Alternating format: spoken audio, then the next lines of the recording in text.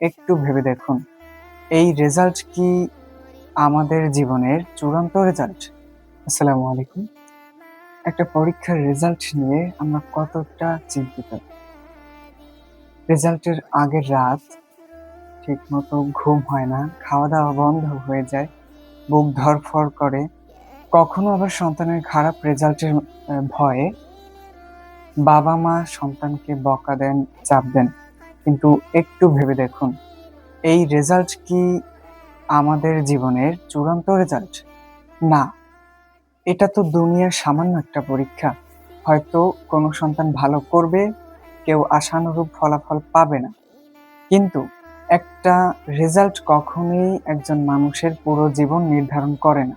অথচ আমরা কি কখনো ভেবেছি, আখিরাতের পরীক্ষায় আমার রেজাল্ট কি হবে? এক ওয়াক্ত নামাজ ছুটে গেলে আমরা কি এতটাই চিন্তিত হই? কুরআন থেকে দূরে থাকলে কি আমাদের ঘুম হারাম হয়ে যায়? মৃত্যুর পর সেই অন্ধকার কবরে যখন একা থাকতে হবে, তখন আমার আমলনামা কি বলবে? প্রিয় অভিভাবক, সন্তানের খারাপ রেজাল্ট হলে তাকে ভেঙে দিবেন না। তাকে সাহস দিন, আবার চেষ্টা করতে বলুন। প্রিয় শিক্ষার্থীদের উদ্দেশ্যে বলতে চাই, রেজাল্ট খারাপ হলে মনে রাখবে, তুমি ব্যর্থ নও। আল্লাহর উপর ভরসা করো, নিজের ভুল থেকে শিক্ষা নাও এবং আবার শুরু করো। মনে রাখবে, কখনো খারাপ চিন্তা মাথায় আনবে না। যেমন দেখা যায় প্রতি বছরই অনেক স্টুডেন্ট এভাবে শয়তানের ধোঁকায় পড়ে আত্মহত্যার মতো ভুল সিদ্ধান্ত নেয়।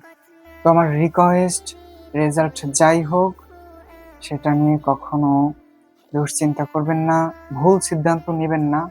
কারণ দুনিয়ার একটা রেজাল্ট তোমার ভবিষ্যৎ নির্ধারণ করে না, কিন্তু আখিরাতের চূড়ান্ত ফলাফলই আমাদের আসল সফলতা বা ব্যর্থতা।